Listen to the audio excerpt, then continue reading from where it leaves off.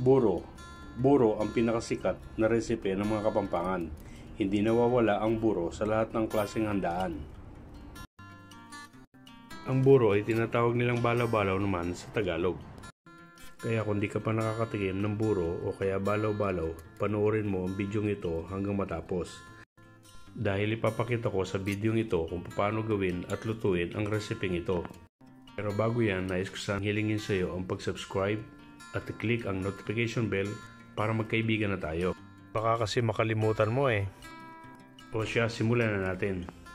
So una, lininis ko muna ng tilapia at tinanggalan ng kaliskis. And then tatanggalin natin ang buto at saka natin hiwa-hiwain ng maliliit. Sige, boneless muna natin ang ating tilapia. Yan, kailangan na wala siyang tinik para madali siyang malusaw sa pag-ferment natin.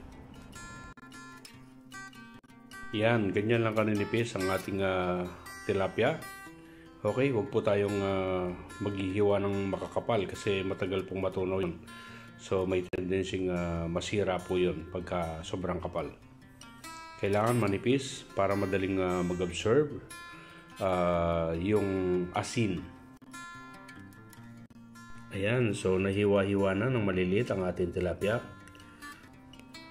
At ito naman ang aking bahaw na kanin. So hindi na tayo nagsaing, ito na rin ang gagamitin natin para sa ating gagawing buro. So nag-add nga pala ako ng 1 kalahating tablespoon ng salt. Ay salt ito, ano? And then akin namang nilagay ang mga hiniwang isda sa ibabaw ng kanin. At isasabay ko na rin ang iodized salt. Tapos saka naman nating halu-haluin. So tiyakin lang natin na talagang nahalo ang asin sa kanin at sa mga isda para hindi ito masira. Sige, tuloy lang ang paghalo hanggang mamix ng gusto. Mega love shoutout nga po pala sa lahat ng mga makakapanood ng video ito. At ganoon na rin sa lahat ng mga sumusubaybay sa aking mga content. Maraming salamat din po sa lahat ng mga nakapanood dun sa nag-viral kong video na kung paano gumawa ng bagong isda.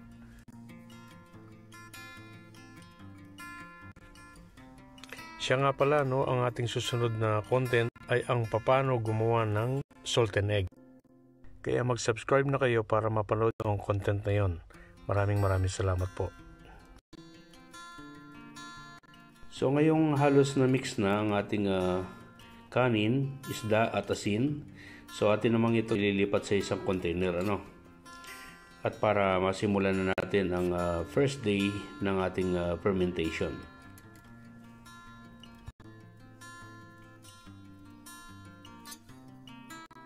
So dapat ito nakasiksik, ano? Siksik na siksik, mas mainam. Para talagang kapit na kapit ang asin sa kanin at saka sa isda.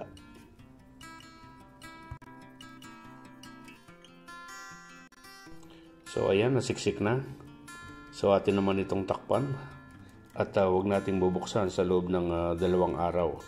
So bali ito yung first day of fermentation natin. So after 2 days of fermentation, ito na yung texture niya. Ayan, haluin muna natin. Yan, halu-haluin lang natin ng gusto. At pagkatapos ng ikalawang paghalo, at atin namang isisiksikin ito at tatakpan. At ipiperment naman natin ng another 3 days. So within 3 days of fermentation, huwag po natin itong bubuksan, Hayaan lang po nating nakatakip yan in 3 days. So ito naman yung pang 5th days ng fermentation natin.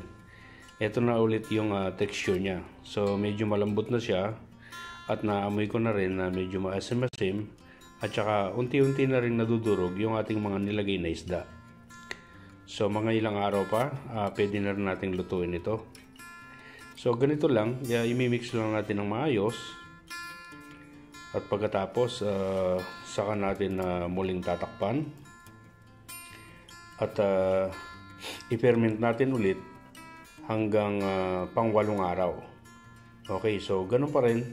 Papantayin lang natin yan. At pagkatapos yan, saka natin naman tatakpan ulit.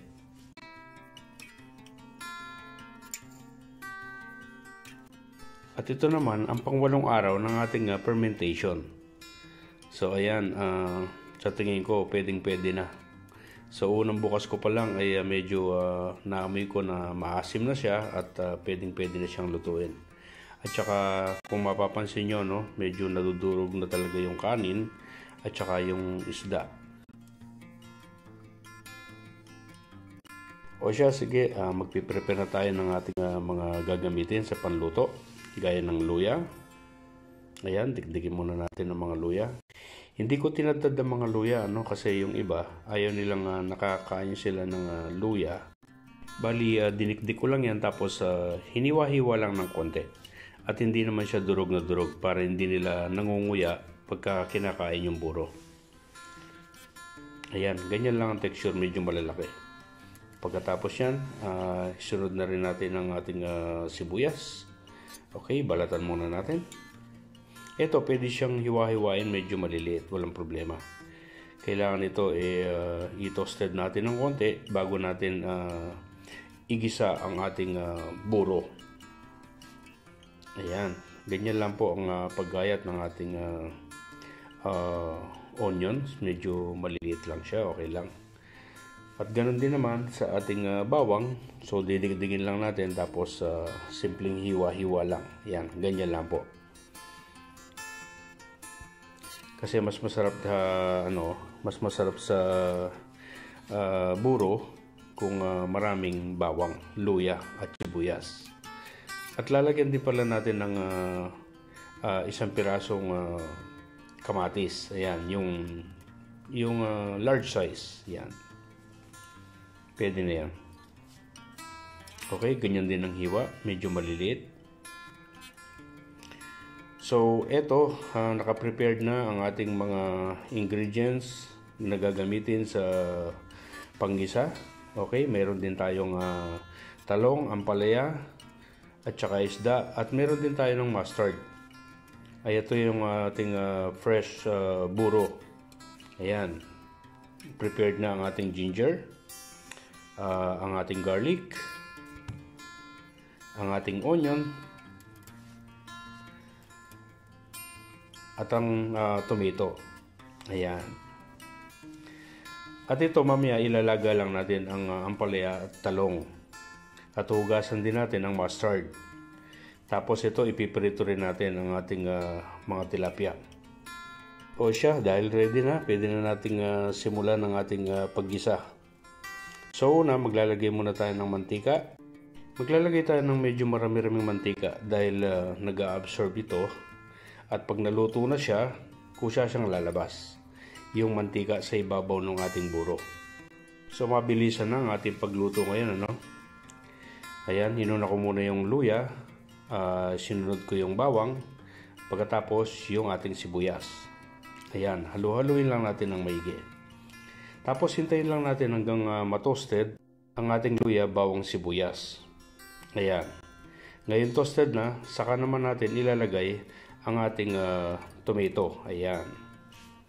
So igisa lang muna natin ang ating tomato para medyo mamula-mula yung mantika, yung oil na nasa ibabaw ng ating buro, at maganda siyang tingnan. Hindi siya maputla. So halu-haluin lang natin ng maigi. Ayan. Tuloy lang ang paghalo. So sa tingin ko, ayan, pwede na nating ilagay ang ating buro. Medyo lumambot na ang ating kamatis. Ayan. Sige, konti pa. O sige, pwede na nating ilagay ang ating buro. Ayan. So pagka naglagay na kayo ng buro, medyo hinahinaan nyo na yung apoy kasi may tendencying dumikit siya. Dahil sticky rice yung nagamit kong bigas. Okay, so para hindi siya masunog. Kaya kung nag-ML kayo, itigil nyo muna ang ML nyo at lutuin nyo muna ang inyong nilulutong buro para hindi kayo magsisi. At tapos, naglagay din ako ng mga 1 basong tubig lang para maihalo siya ng maigi kasi very sticky nga yung ating fresh na buro na nilagay kanina para mamix siya ng gusto. Tsaka natin pakuluin mga 30 minutes. Yan, 30 minutes lang para sa akin. Kasi hindi naman siya ganun karami. So, depende rin sa dami. Kung madami, pwede mong lutuin hanggang 45 minutes to 1 hour yung iba. Okay sa akin 30 minutes lang kasi hindi naman siya ganun karami. So, after 30 minutes of cooking with low fire, yan, no? Lutong-luto na ang ating buro. Ayan. Magsiserve na ako sa isang bowl para matikman ko na ang masarap na buro na aking niluto. Ayan.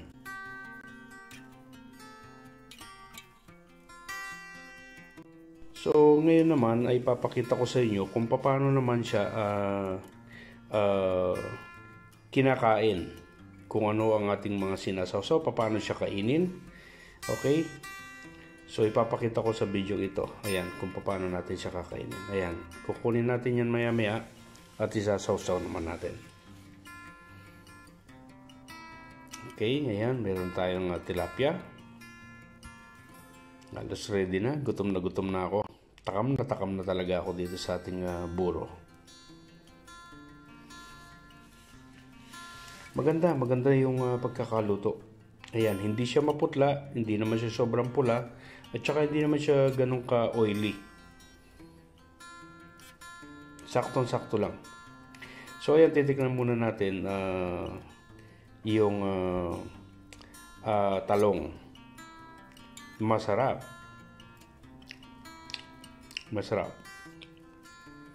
Susunod naman natin yung ampalaya. Sarap. Tikman naman din natin yung ating isda. Inihaw na isda, pwede. Pritong isda, pwede. At saka itong ating mustard. Ayan, mustasa. Sarap.